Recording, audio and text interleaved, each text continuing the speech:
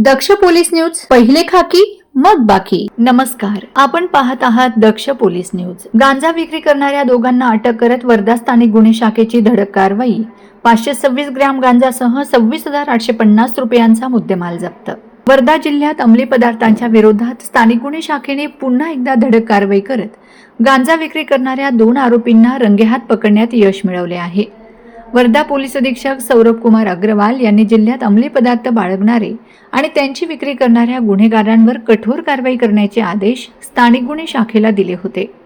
या आदेशानुसार स्थानिक गुन्हे शाखेने अंमली पदार्थ विक्रेत्यांविरोधात विशेष धडक मोहीम सुरू केली. ही विशेष मोहीम राबवली असून याच मोहिमेअंतर्गत दिनांक 3 ऑगस्ट 2026 रोजी स्थानिक गुन्हे शाखा वर्धा येथील अँटी नार्कोटिक्स पथकाला गोपनीय माहिती मिळाली. या माहितीनुसार पोलीस स्टेशन सेलू हद्दीतील मौजा केळझर गणेशनगर वार्ड क्रमांक 1 येथील रुखा धनवे यांच्या राहत्या घरी NDPS कायद्याअंतर्गत छापा टाकण्यात आला. या कारवाई दरम्यान आरोपी रुखा बुजाजी धनवे आणि त्यांचा मुलगा आशिष रुखाजी धनवे हे दोघंही संगनमताने गांजा या अंमली पदार्थाची विक्री करताना रंगेहात आढळून आलेत.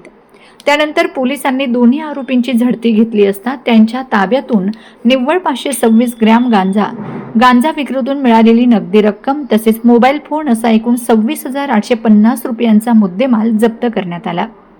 घटनास्थळी जप्ती पंचनामा करण्यात आला असून दोन्ही आरोपींविरुद्ध पोलीस स्टेशन सेलू येथे NDPS कायद्यान्वये गुन्हा दाखल करण्यात आला आहे. ही संपूर्ण कारवाई वर्धा पोलीस अधीक्षक सौरभ कुमार अग्रवाल, अप्पर पोलीस अधीक्षक सदाशिव वाघमारे यांच्या मार्गदर्शन व निर्देशानुसार वर्धा स्थानिक गुन्हे शाखा पोलीस निरीक्षक विनोद चौधरी, पोलीस उपनिरीक्षक सलाम कुरेशी तसेच पोलीस अंमलदार अरविंद येणूरकर, रोशन निंबोळकर, रवी पुरोहित आणि सागर भोसले यांनी यशस्वीरित्या पार पाडली. दक्ष पोलीस न्यूजसाठी केवलदास ढाले, वर्धा. अशा ताज्या, विश्वासार्ह आणि निर्भीड बातम्यांसाठी दक्ष पोलीस न्यूज चॅनलला लाईक करा, शेअर करा आणि सबस्क्राईब करायला विसरू नका. पुन्हा भेटू एका नव्या बातमीसह. तोपर्यंत नमस्कार.